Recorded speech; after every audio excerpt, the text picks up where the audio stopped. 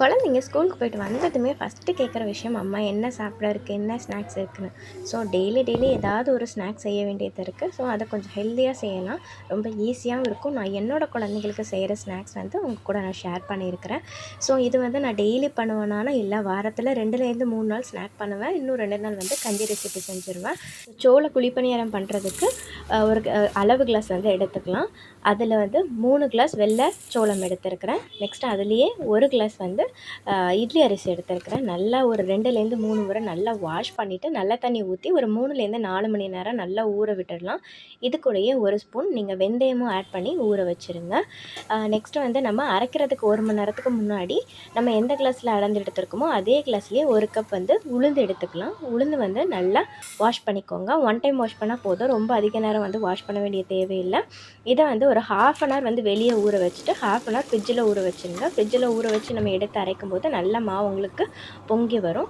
இப்போது எல்லாத்தையும் சேர்த்து அரைச்சிக்கலாம். நான் கிரைண்டர்லேயே அரைச்சிக்கிட்டேன். தேவையான அளவு உப்பு போட்டு நல்லா ஒரு ஒரு 5லேருந்து 6 மணி நேரம் வந்து நல்லா புளிக்க விட்டுடுங்க. நல்லா புளிச்சு இருக்கும்போது வந்து உங்களுக்கு அந்த குழிப்பணியாரத்தோட டேஸ்ட்டும் வந்து ரொம்ப நல்லாயிருக்கும். இப்போ ஒரு தாளிப்பு ரெடி பண்ணிக்கலாம் 5 மணி நேரத்துக்கு அப்புறம்.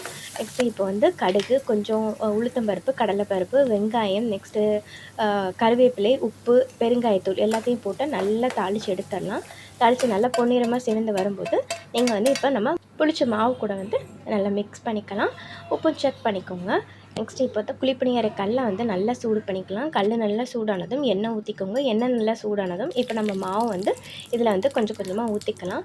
ஒரு 3/4 குழிக்கு வந்து ஊற்றிக்கலாம். ஏன்னா வந்து கொஞ்சம் மேலே பொங்கி வரும். அதனால் 3/4 குழிக்கு மட்டும் ஊற்றிட்டு இப்போது ஓரளவுக்கு ஒரு 5 நிமிஷம் வந்து சிம்லேயே வச்சு வேக வச்சுருங்க. நல்லா வெந்ததுக்கப்புறம் இது மாதிரி ஒரு குச்சியை வச்சு திருப்பி விட்டுக்கலாம். இப்போ வந்து இந்த சைடு வந்து ஒரு 5 நிமிஷம் வந்து வேகட்டும். கொஞ்சம் நெய்யோ அல்லது எண்ணெயோ உங்களுக்கு தேவையான அளவு ஊற்றிக்கோங்க.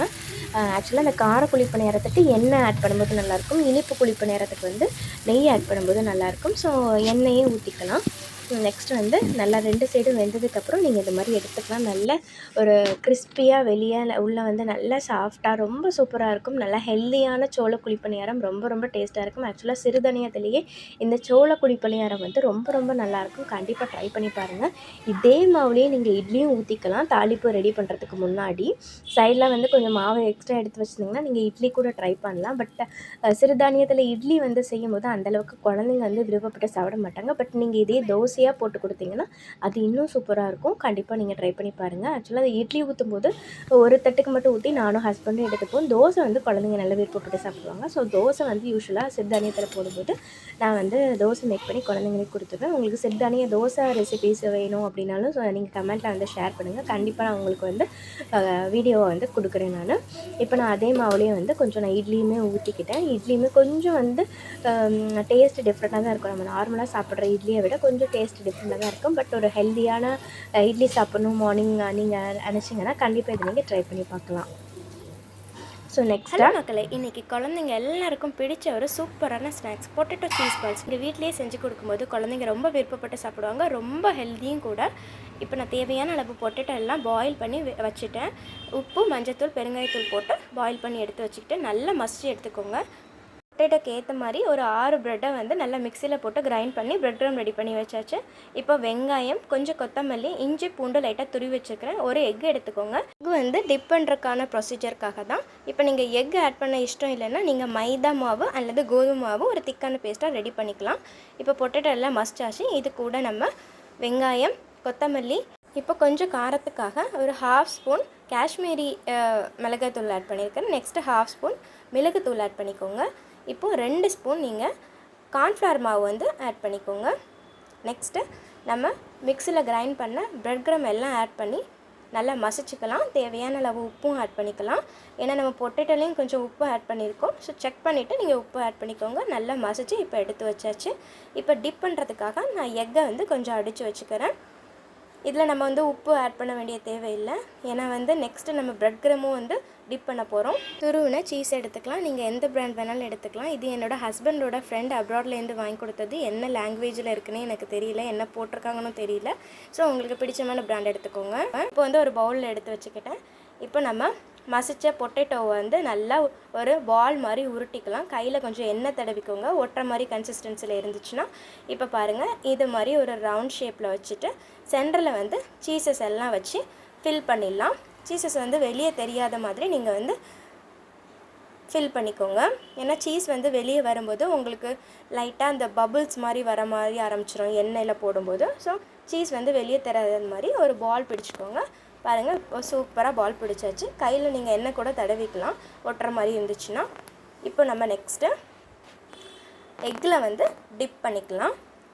இந்த ஸ்டேஜில் நீங்கள் எக்குக்கு பதிலாக மைதா மாவு அல்லது கோதுமை மாவு கொஞ்சம் திக்கான பேஸ்ட்டாக நீங்கள் கரைச்சி வச்சிட்டிங்கன்னா அதில் கூட டிப் பண்ணி போட்டுக்கலாம். நெக்ஸ்ட்டு ப்ரெட் க்ரம் எடுத்து வச்சுருக்கோம் இல்லையா, அதுலேயும் டிப் பண்ணிவிட்டு எல்லா உருண்டைகளையும் இதே மாதிரி டிப் பண்ணிவிட்டு ஒரு பிளேட்டுக்கு மாற்றிடுங்க. இப்போ சூப்பராக நம்ம எல்லா உருண்டைகளையும் எக்கு ப்ளஸ் ப்ரெட் க்ரமில் டிப் பண்ணி எடுத்தாச்சு. இப்போ உருண்டைகள்லாம் ரெடி ஆகிடுச்சு. எண்ணெய் வந்து மிதமான சூடில் வச்சுக்கணுங்க.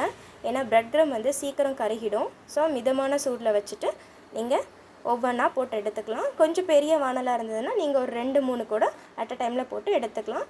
இப்போ சூப்பரான கிறிஸ்பியான பொட்டேட்டோ சீஸ் பால்ஸ் ரெடி ஆகிடுச்சு. நல்லா சுட சுட சர்வ் பண்ணுங்கள். சீஸ் நல்லா மெல்ட் ஆகிருக்கும், சூப்பராக இருக்கும்.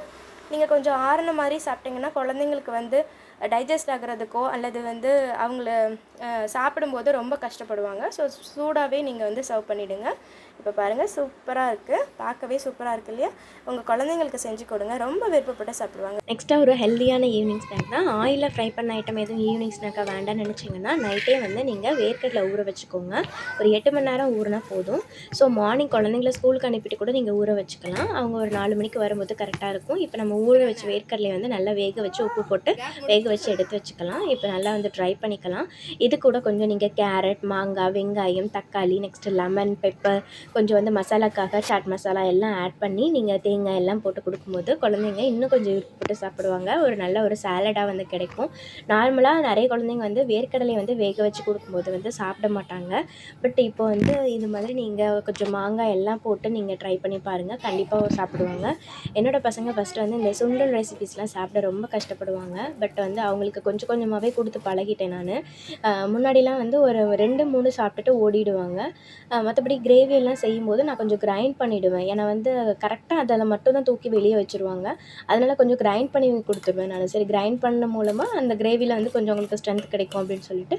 பட் கொஞ்சம் வளர வளர அவங்களுக்கு வந்து அடிக்கடி வந்து இந்த மாதிரி சுண்டல் ரெசிபிஸ்லாம் கொடுக்க பழகினதுக்கப்புறம் அவங்களே வந்து கேட்டு விரும்பி சாப்பிட ஆரம்பிச்சிட்டாங்க. நார்மலாக சுண்டல் வந்து தேங்காய் போட்டு கொடுத்தாலும் தாளித்து போட்டாலும் அவங்க சாப்பிடுவாங்க.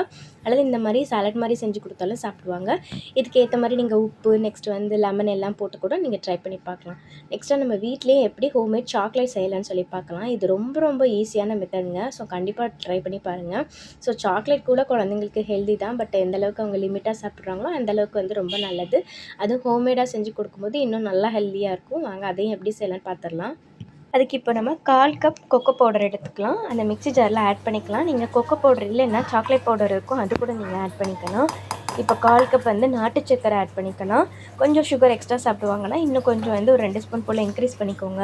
இது கூட வந்து நம்ம 1/4 கப் வந்து பட்டரை ஆட் பண்ணிக்கலாம். நான் பட்டர் வீட்டில் இந்த ஸ்டேஜில் இல்லாதனால நான் வந்து கீ வந்து ஆட் பண்ணிக்கிட்டேன். பட் இது சாக்லேட்டில் கீ ஃப்ளேவர் வந்து கொஞ்சம் தெரிஞ்சிச்சு. பட் குழந்தைங்க சாப்பிடவே செஞ்சாங்க. ஸோ கீ ஃப்ளேவர் வேண்டாம்னா கண்டிப்பாக பட்டரை வந்து மெல்ட் பண்ணிவிட்டு ஆற வச்சுட்டு இந்த மாதிரி நீங்கள் சேர்த்துக்கோங்க. ஸோ கொஞ்சம் கொஞ்சமாக ஊற்றி கிரைண்ட் பண்ணிக்கலாம். இப்போ ஒரு திக்காக வந்து ரெடி ஆகிடுச்சு.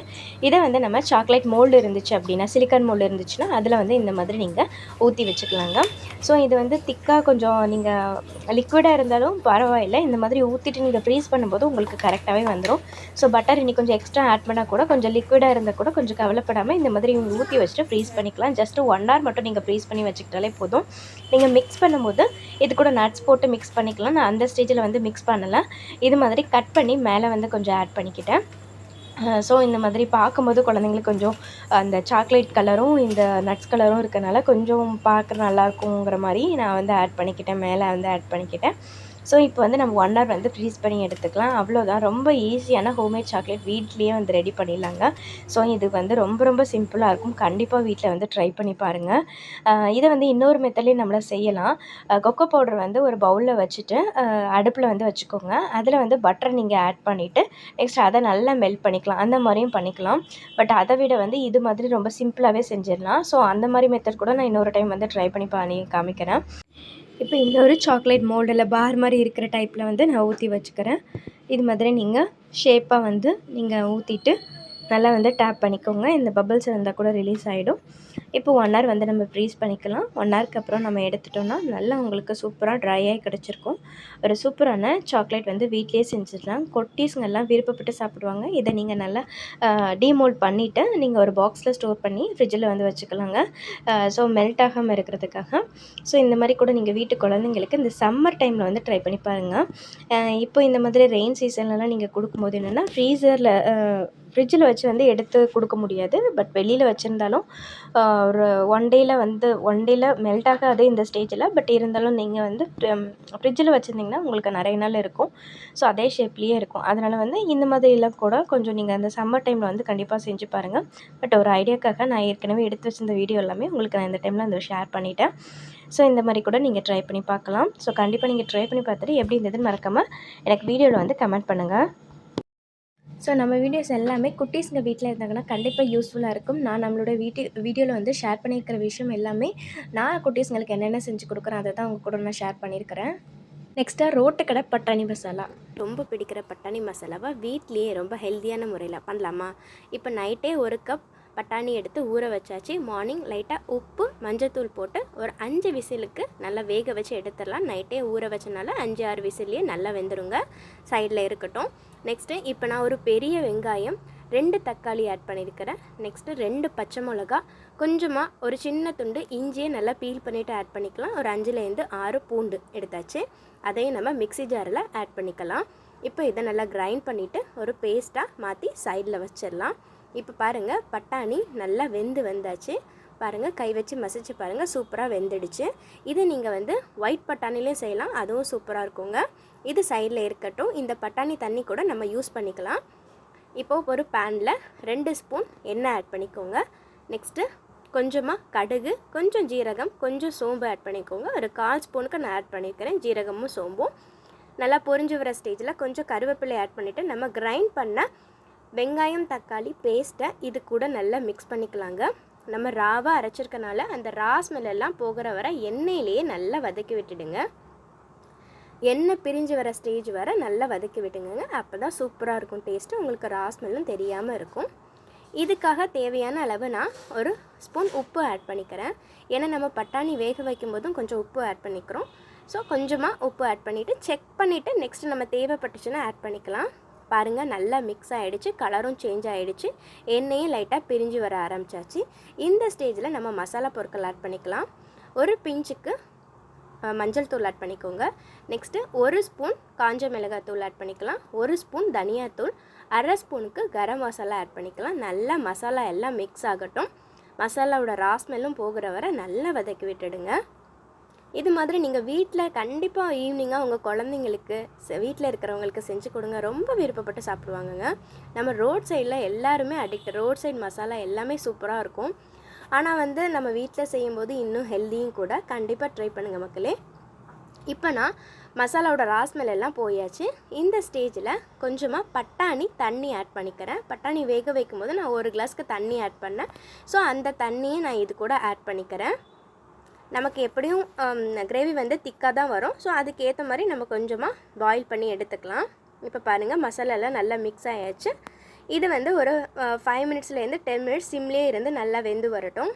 உங்களுக்கு திக்கான கன்சிஸ்டன்சிக்கு வந்துடும். ஒரு 5 to 10 மினிட்ஸ்க்குள்ளே நம்ம இதை வேக வச்சு எடுத்துடலாம். மூடி போட்டு மூடிக்கோங்க.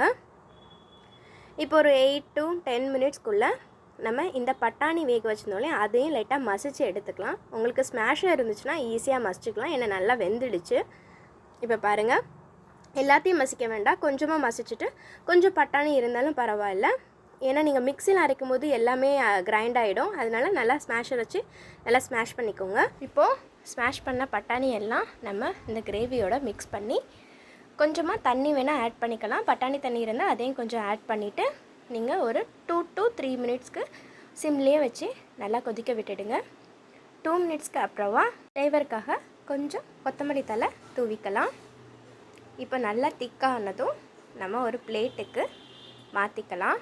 பிளேட்டுக்கு மாற்றினதும் நம்ம மேலே டாப்அப்க்கு கொஞ்சம் பொருட்கள் ஆட் பண்ண போகிறாங்க. அதில் தாங்க இருக்குது இந்த பட்டாணி மசாலாவோட டேஸ்ட்டே.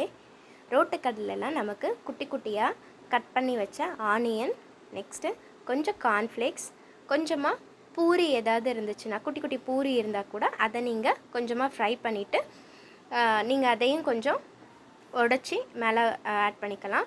கூடவே கொஞ்சம் நான் கேரட்டும் துருவி அதையும் ஆட் பண்ணிக்கிறேன்.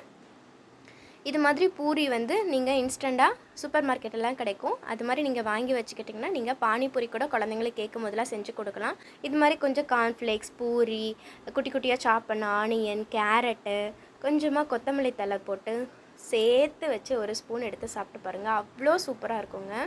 இது மாதிரி நீங்களும் கண்டிப்பாக உங்கள் குழந்தைங்களுக்கு செஞ்சு கொடுங்க. இன்னும் கொஞ்சம் ஃப்ளேவர் அண்ட் டேஸ்ட் என்கரேஜ் பண்ணுறதுக்காக ஒரு 1/4 பீஸ் லெமனை லைட்டாக ஸ்க்யூஸ் பண்ணி விடுங்க. அவ்வளோதான், ஒரு சூப்பரான ஈவினிங் ரோட்டுக்கடை பட்டாணி மசாலா ரெடி ஆகிடுச்சு. இது மாதிரி நீங்கள் வீட்டில் ட்ரை பண்ணது இல்லைன்னா கண்டிப்பாக ட்ரை பண்ணி பாருங்கள். ரோட்டுக்கடையை சாப்பிட்றத விட வீட்டில் நீங்களே செஞ்சு சாப்பிடும்போது இன்னும் டேஸ்ட்டும் சூப்பர், ஹெல்த்தியும் சூப்பர். நெக்ஸ்ட்டாக வெண்டைக்காய் வடை ஸ்கிப் பண்ணாமல் கண்டிப்பாக ட்ரை பண்ணி பாருங்கள். எனக்கு பிடிக்காத குழந்தைங்க கூட இதை சாப்பிடுவாங்க.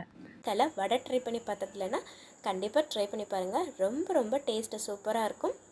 செஞ்சு பார்த்துட்டு எப்படி வந்துச்சுன்னு மறக்காமல் கமெண்ட்டில் சொல்லுங்கள். இதே மாதிரி மீதம் இருக்கிற எல்லா வடைகளையும் போட்டுக்கலாம். மொத்தமாக எனக்கு 1 கப் கடலை மாவு, ஒரு 10 வெண்டைக்காய்க்கு எனக்கு ஒரு 15 வடை கிடச்சிச்சிங்க. நான் குட்டி ஷேப்பில் தான் போட்டிருக்கேன். ஸோ நீங்கள் வந்து சைஸ் வந்து கொஞ்சம் பெருசுக்கிட்டிங்கன்னா கொஞ்சம் உங்களுக்கு கம்மியான வடை கிடைக்கும். இப்போ பாருங்கள், அந்த அளவுக்கு கிறிஸ்பியாக இருந்தது. என்னோடய வீட்டு குட்டீஸுங்க வந்து ரொம்ப விருப்பப்பட்டு சாப்பிட்டாங்க. ஸோ நீங்களும் உங்கள் வீட்டு குட்டீஸுங்களுக்கு இந்த ரெய்னி டேஸில் இது மாதிரி ஒரு ஹெல்த்தியான வடை செஞ்சு ட்ரை பண்ணி பாருங்கள். அவங்களும் ரொம்ப விருப்பப்பட்டு சாப்பிடுவாங்க. கூடவே ஒரு சுட சுட சூப்பரான எனக்கு பிடிச்ச மாதிரி இஞ்சி டீ, ரொம்ப அட்டகாசமான ரெசிபி. கண்டிப்பாக வீட்டில் ட்ரை பண்ணி பார்த்துட்டு மறக்காமல் கமெண்ட்டில் சொல்லுங்கள். நான் நிறைய டீ டைம் ஸ்நாக்ஸ் போட்டிருக்கேன், அது எல்லாமே செக் பண்ணி பாருங்கள். வீடியோஸோட லிங்க்ஸ் எல்லாம் டெஸ்கிரிப்ஷனில் கொடுக்குறேன். தேங்க்ஸ் ஃபார் வாட்சிங். ஹாப்பி குக்கிங் மக்களே.